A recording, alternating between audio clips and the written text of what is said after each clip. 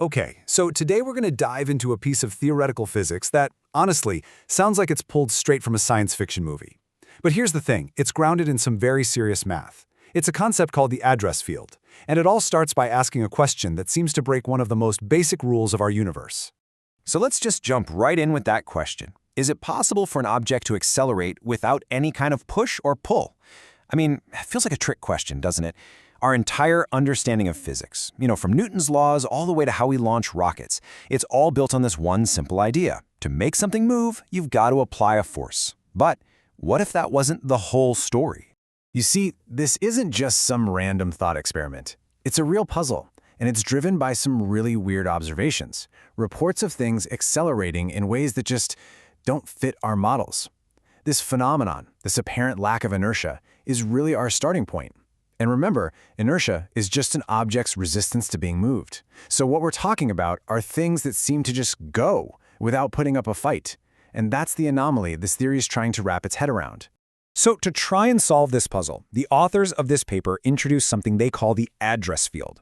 Now, the first thing you need to get is that this is not some new force like gravity or a new kind of particle.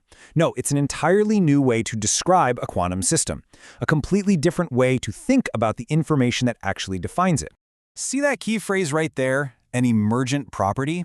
I know, it sounds a little academic, but the idea is actually incredibly powerful. What it means is the address field isn't some fundamental building block of the universe. Instead, it emerges from all the complex stuff happening inside a system. So imagine you could take all the abstract information about a quantum object, its position, its spin, all of it, and treat that whole cloud of information as a real physical field that exists everywhere in space. Here's probably the best way to picture it. Just pick any single point in space and time. Got it? Okay. The theory says that attached to that one point is a kind of map, a whole landscape of every single possible state a quantum system could ever be in.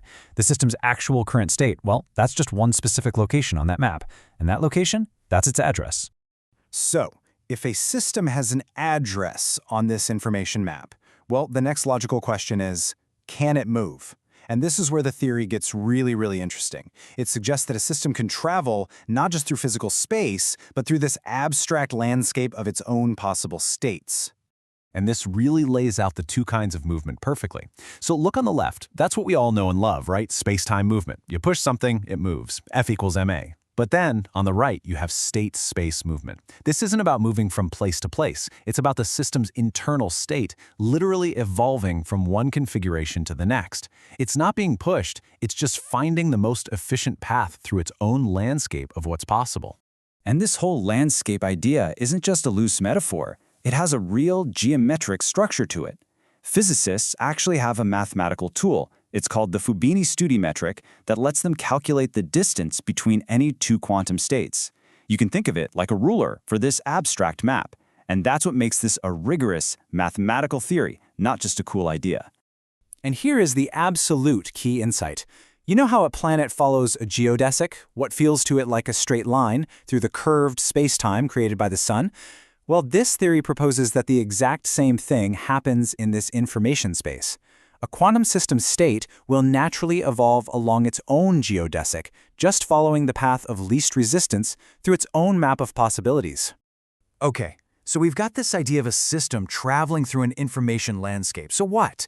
How does that connect back to our original question? How does some internal change of address let an object accelerate without being pushed? Well, this is where the theory finally connects the internal quantum world to our external physical one. This quote from the paper, this is the key to the whole thing. It talks about decoupling the object from the ambient metric. Let's just break that down real quick. The ambient metric is just a fancy term for the background rules of space-time, the grid of reality that tells everything how to move. This theory is proposing a way for an object to effectively unhook itself from that grid. And here is how it's supposed to work. The theory suggests there's a direct link between the internal information state and the external world. So, as the system changes its internal address, as it travels through its map of possibilities, it can actually modify the local fabric of spacetime right there around it. The internal change creates a real physical effect on the outside. And that, right there, leads us to the wild conclusion. If an object can locally warp the space-time it's sitting in just by changing its internal quantum state, it can basically create a little slope in space-time for itself to slide down. The result? Acceleration. but without any external push or pull. The force is generated entirely from within. So this all sounds pretty mind-blowing. So it's only fair to ask the big question. Is this real science? I mean, a huge part of any good scientific theory is that it has to be testable. It needs to make concrete predictions that you can actually go into a lab and try to prove, or even better, disprove. And on that front, the address field theory totally delivers.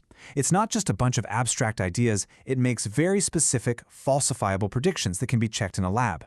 For instance, it predicts you could detect these tiny, quantized jumps in phase.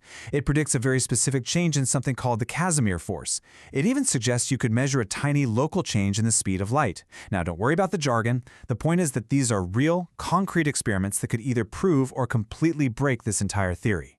Now, it is really important to be clear about the scope here. The authors are not claiming they've just designed a warp drive. This framework is a starting point. It's a mathematical language to investigate these weird anomalies, but it doesn't even begin to explain how you could scale a tiny quantum effect up to something big, like a car. That part remains a huge open question. You know, this final quote from the paper sums it all up perfectly. The path to a meter-scale vehicle remains uncharted, but the mathematics is now written down. The engineering challenge is absolutely massive, maybe even impossible. But for the first time, there's a mathematical roadmap. It suggests a path, one that's grounded in quantum mechanics that might, just might, lead to a whole new kind of physics. And the only question now is whether the experiments will show us that this path is actually real.